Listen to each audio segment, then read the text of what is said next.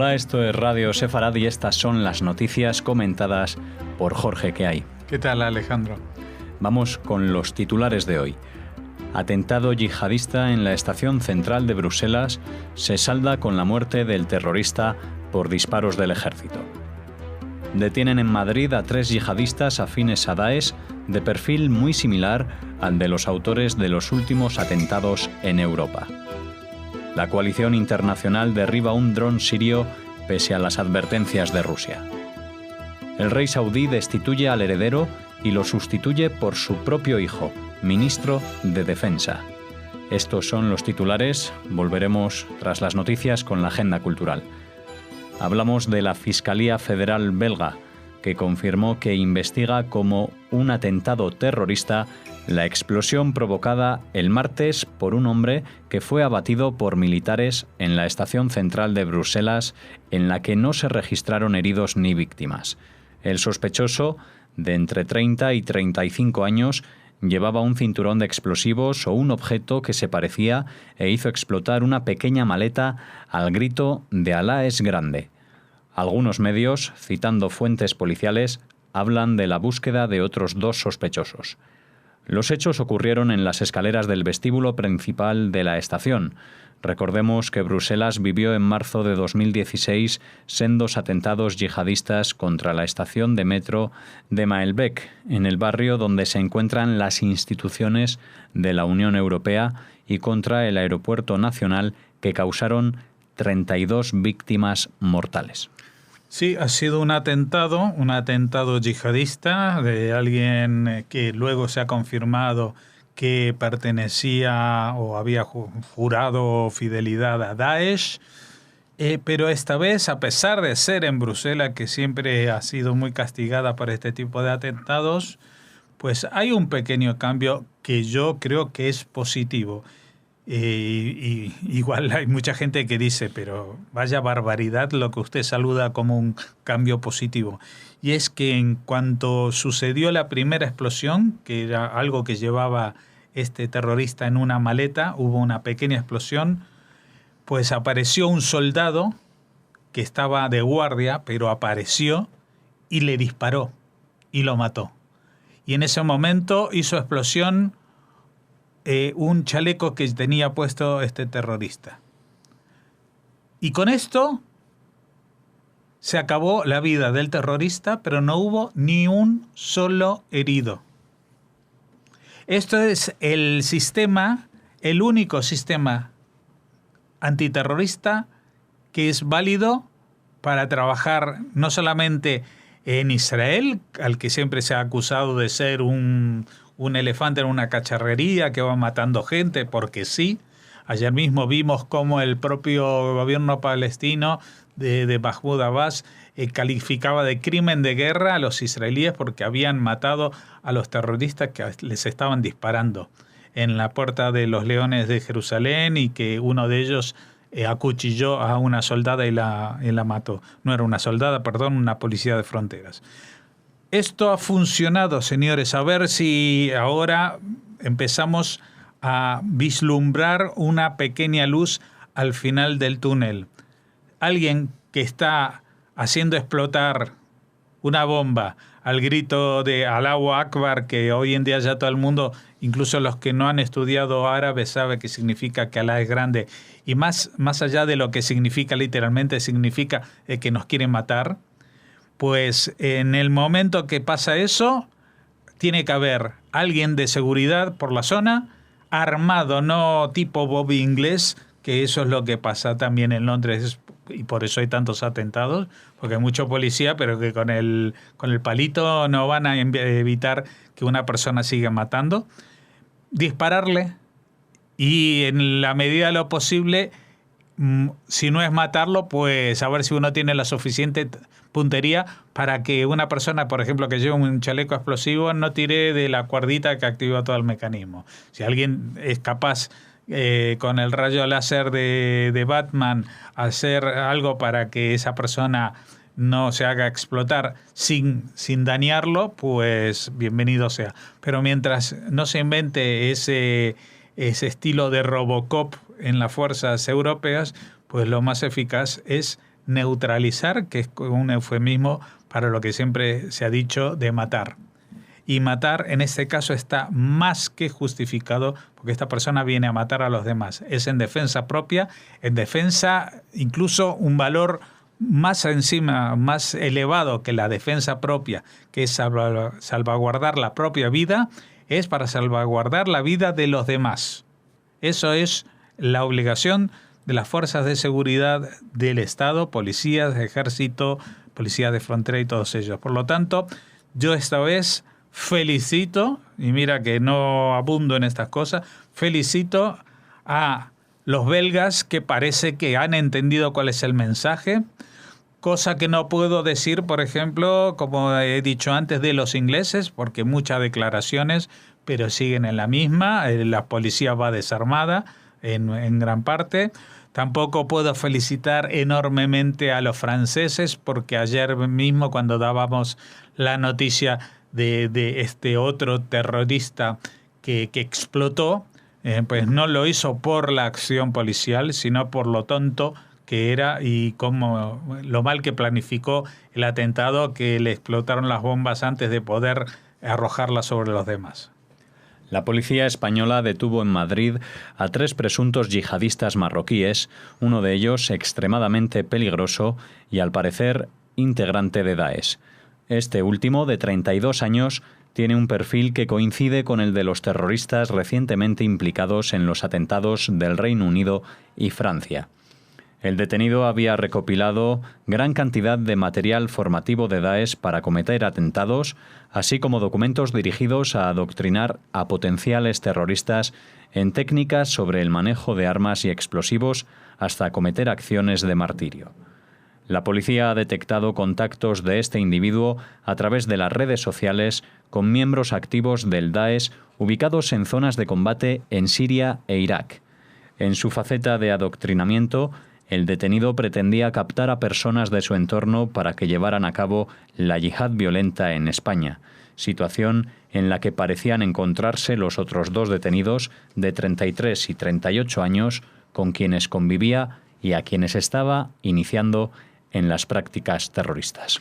Sí, esta es la continuación perfecta de la noticia anterior, porque si, digamos, la indefensión de Europa frente al terrorismo yihadista era la situación hasta ahora, un primer paso consiste en que las fuerzas de seguridad tengan permiso para disparar y actúen de esa manera, como pasó ayer en Bélgica. Pero un paso más allá consiste en evitar las muertes. Se pueden evitar las muertes incluso de los propios terroristas si las fuerzas de seguridad colaboran con las fuerzas de inteligencia y la legislación de los países les permite a estas fuerzas del Estado actuar en consecuencia, haciendo detenciones antes de los ataques terroristas, antes de que maten gente y antes de que se maten a sí mismos. Esto es lo que está pasando y esto es en lo que tanto la policía española como la marroquí, que vienen colaborando estrechamente, están demostrando a muchos países europeos cómo deben hacerse las cosas, por supuesto. Otra vez, yo siempre voy a parecer que estoy tratando de vender una moto que no tiene nada que ver con lo que está pasando. Pero el modelo a seguir en la lucha terrorista en todo el mundo no es ni Rusia, que mata a todos, a los terroristas y a los rehenes, como demostró tantas veces, por ejemplo, en la toma del teatro y en la entrada violenta que hicieron hace años en una escuela secuestrada por chechenos, ni tampoco en la inacción total de los franceses que deja que maten a toda la gente hasta que se quedan sin balas prácticamente. El punto, el modelo a seguir en la lucha terrorista es lo que hace Israel. Tiene mucha experiencia, combate el terrorismo desde hace muchísimos años. El terrorismo yihadista no es un invento desde el 2001 con el ataque a las Torres Gemelas. En todo caso, esa es la primera vez que hubo ese ataque terrorista en los Estados Unidos. En España mismo, desde el año 85 ya hubo un ataque yihadista, aunque todo el mundo miraba para otro lado porque no querían enterarse de lo que pasaba. Pues en Israel estas cosas están pasando incluso desde antes de que exista el Estado de Israel. Ya han habido ataques yihadistas y con la creación del Estado más y antes de la ocupación, entre comillas, de los territorios y después y durante muchos años. Y por eso tanto la sociedad como las fuerzas de seguridad y las fuerzas de inteligencia se han preparado. Eso no quiere decir que se evite todo, pero sí que hay una manera de actuar que es la correcta. Es investigar muchísimo, seguir y los que estén fichados, que se sabe que van a cometer atentados, detenerlos. Y si no los detienes y ya cometen un atentado, pues hay que disparar. Hay que disparar incluso a matar. La coalición internacional liderada por Estados Unidos derribó un dron de las fuerzas progubernamentales sirias en una zona desértica del país, mientras que la ofensiva contra Daesh en Raqqa se ha ralentizado por la tensión entre los aliados de Washington y Moscú. Según comunicó la Alianza Internacional, el aparato fue abatido tras mostrar un intento hostil y avanzar hacia las fuerzas de la coalición. Un cazabombardero F-15 fue el que interceptó al avión no tripulado de tipo Shahed 129 de fabricación iraní. 2 días antes, al menos 32 milicianos leales al presidente sirio, Bashar al-Assad, algunos de ellos extranjeros, perdieron la vida por un bombardeo de la coalición contra el convoy en el que viajaban. El jefe del Estado Mayor Conjunto de Estados Unidos señaló que su país trabajaba para restablecer las líneas de comunicación con Rusia. Sí, ayer hablábamos de esta noticia que después de haber derribado un avión de las fuerzas sirias, pues Rusia advirtió gravemente a la coalición internacional que iba a considerar objetivo a cualquier avión o dron que entrase en su espacio aéreo, en el espacio aéreo de Siria que controla Rusia. Pues Estados Unidos no lo ha declarado, pero sí que lo ha hecho. Ha entrado un dron en la zona de las fuerzas de oposición al gobierno sirio, no a las zonas controladas por Daesh ni por Al-Qaeda, lo aclaramos, no por los grupos terroristas, sino por grupos que intentan derribar al presidente sin ser terroristas, pues, y que tienen la cobertura de la coalición internacional liderada por Estados Unidos, y al dron lo hicieron bajar.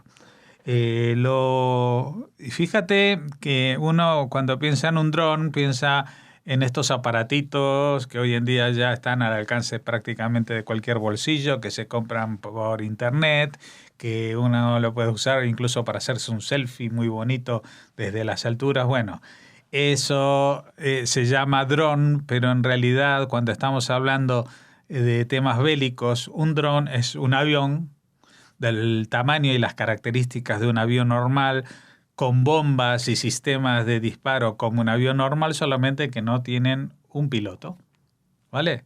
Entonces hay drones como el Shahed 129 de fabricación iraní, que son grandes y peligrosos, que bombardean y matan gente, aunque no sea más que un aparatito, porque no hay una persona que lo lleva desde la cabina, pero sí que hay una persona que con un mando desde Teherán lo está controlando vía satélite.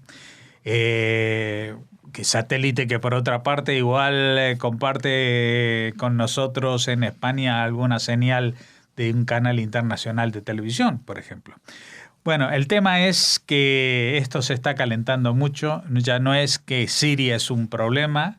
El problema son Estados Unidos y Rusia.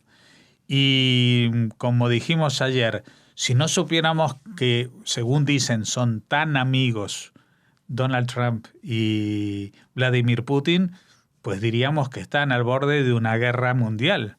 Un enfrentamiento entre las dos mayores potencias, si es que lo son o no lo son, porque claro, después de la caída del telón de acero ya no sabemos si el número 2 es China o Rusia, pero a los chinos no los vemos metidos en conflictos bélicos de momento.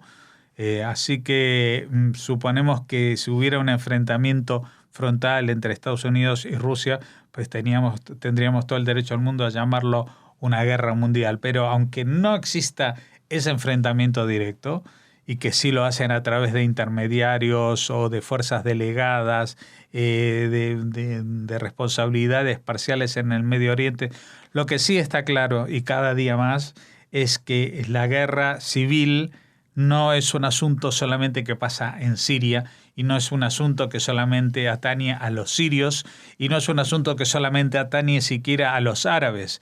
Es un asunto que está moviendo a todas las fuerzas del mundo sobre la zona geoestratégica de Oriente Medio, en la cual se están dirimiendo batallas, por un lado religiosas, que son parte de la historia del Islam en los últimos 1400 años entre suníes y chiitas, por otra parte de hegemonía de las potencias mundiales como son Rusia y Estados Unidos, y por otro lado de gente, más que de gente, de potencias o mini potencias emergentes en la propia zona, como son Arabia Saudí, que quiere ser el que manda en el mundo musulmán, Qatar, el que dice, pero yo tengo mucho dinero, Irán, el que dice, pero yo estoy fabricando una bomba atómica que no tenéis vosotros, o Turquía, que dice, pero yo soy más europeo que todos.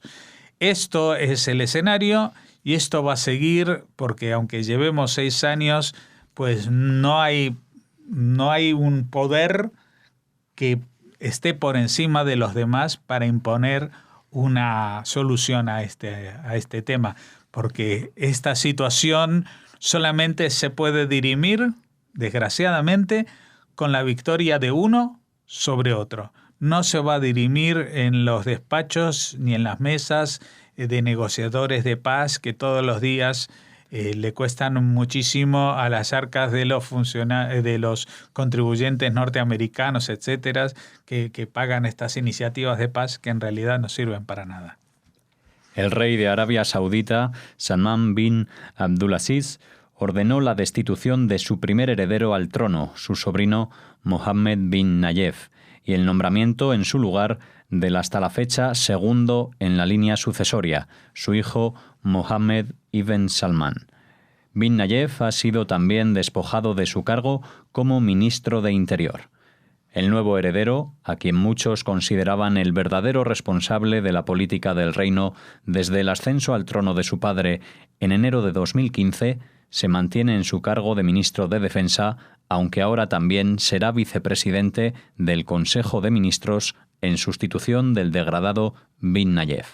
Bueno, esto realmente la noticia parece más la trama de una obra de teatro perdida de Shakespeare, ¿no? Ambientada en este caso en Arabia, con lo que le da el toque exótico que le falta a las obras de Shakespeare.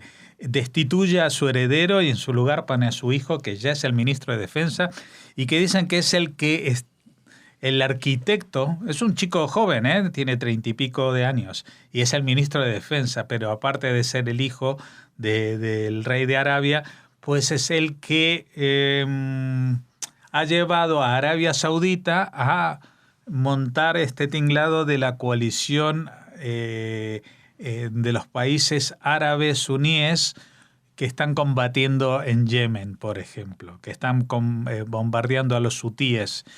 Toda esta unión de ejércitos, el jordano, de Emiratos Árabes, etcétera, etcétera, un montón de países que participan en una especie de coalición internacional, pero que es una coalición internacional árabe, para luchar contra de forma un poco disimulada contra el gran enemigo chiita, que es Irán, a través de un país o una parte del país que lo apoya, que son los líderes hutíes que combaten en Yemen.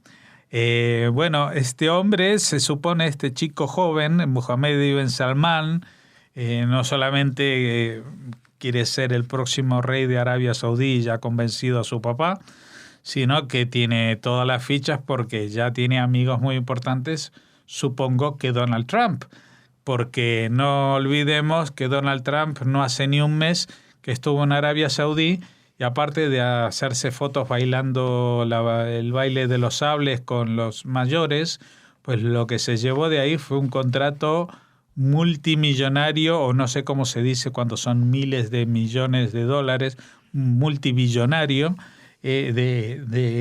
para dar trabajo a todos los americanos desempleados de su país. Cosa que todavía dudo que sea así, porque evidentemente esto es un gran pedido para la industria de defensa de Estados Unidos.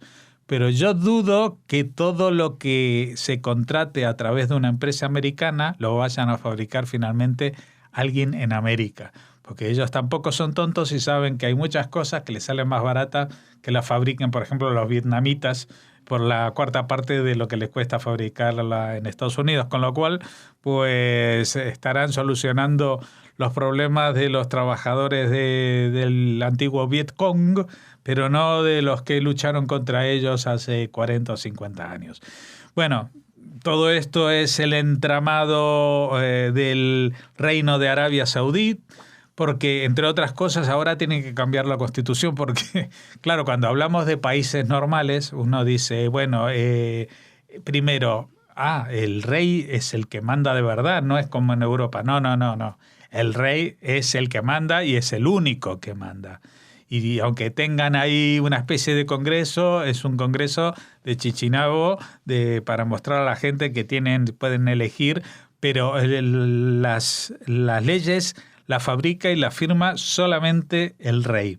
Y no solamente eso, sino que hasta ahora la Constitución tan democrática con que se construyó este país, que se llama Arabia, que tiene apellidos de la familia Saud, Arabia Saudí, pues es que todos los siguientes reyes tenían que ser hijos del rey Faisal, que fue el primero que se instituyó a través de la colaboración que hizo este jefe de beduinos con el Imperio Británico, y que por lo cual el Imperio Británico le regaló este país que se llama Arabia Saudita.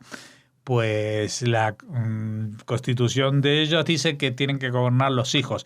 Y aunque tuvo muchísimos hijos, porque tuvo muchísimas esposas, Salmán también es de los últimos que quedan, porque no olvidemos que este país nació en 1917-18. O sea que es hijo de alguien que ya estaba teniendo hijos en 1917. Pues ahora lo que quiere es cambiar la Constitución para que puedan ser reyes también los nietos de Faisal. Y si dentro de algunas generaciones, pues igual se lo piensan, y hasta los bisnietos, porque ya solamente la gente de más de 100 años gobernar un país les va a resultar complicado. Lo que quiero decir con esto es que las dos primeras noticias hablaban del terrorismo de Daesh aquí muy cerca, en Europa, en Bélgica y en Madrid. Y las otras dos noticias tienen que ver con el nido del terrorismo, en Siria y en Arabia Saudí. Finalizamos las noticias en este punto. Ahora hacemos una pausa para volver con la agenda cultural.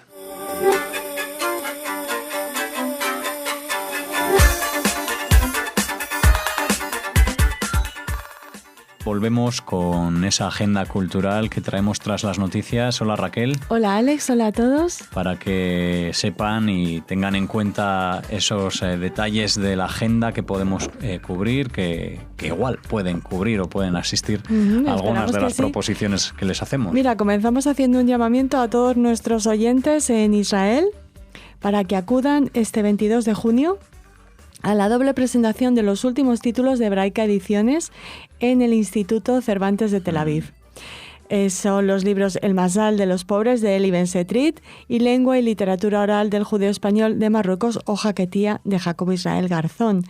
Son los dos libros muy conocidos ya en Radio Sefarad, muy queridos, muy apreciados, y además queremos comentarles que en esta presentación los autores estarán acompañados por la doctora Nina Pinto Abecassis, experta en Jaquetía, y el historiador y diplomático Shlomo Ben-Ami, antiguo embajador de Israel en España y ministro de Asuntos Exteriores israelí. Así que es una presentación de lujo a la que, como les decimos, les invitamos a asistir este 22 de junio a las 7 de la tarde. Bueno, pues ahí en el maravilloso Instituto Cervantes de Tel Aviv. Pues allí tienen oportunidad mañana mismo, si es que nos escuchan hoy, el 22 de junio, de disfrutar de estos dos libros de los que ya hemos hablado aquí en Radio Sefarad.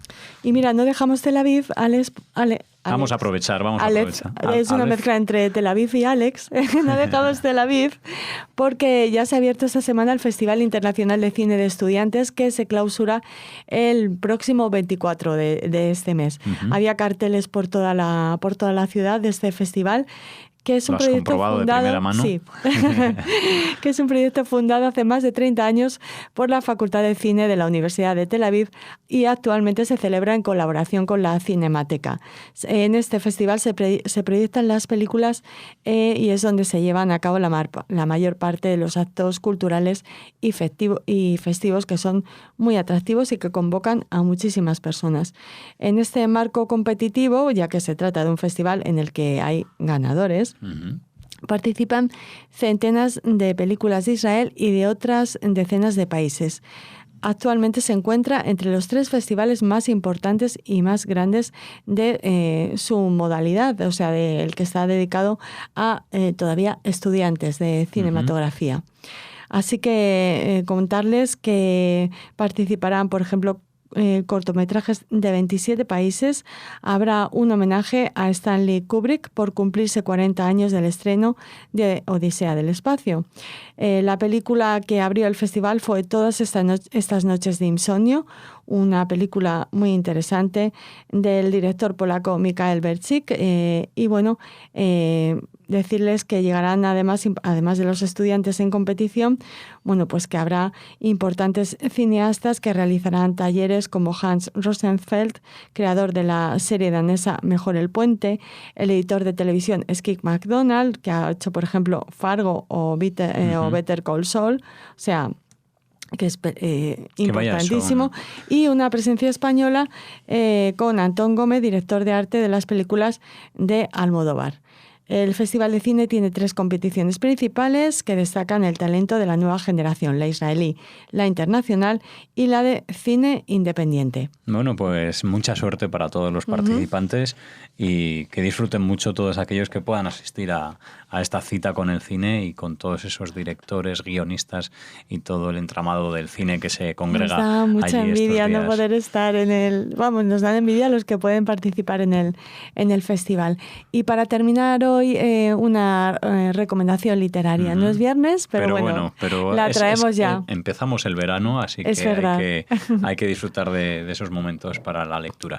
Pues mira, vamos a presentarles el libro Españoles en París 1940-1944, constelación literaria durante la ocupación, de Fernando Castillo. Con este libro, Castillo completa su trilogía de la ocupación, que comenzó con Noche y niebla en el París ocupado, de 2012, y París Modiano, de 2015.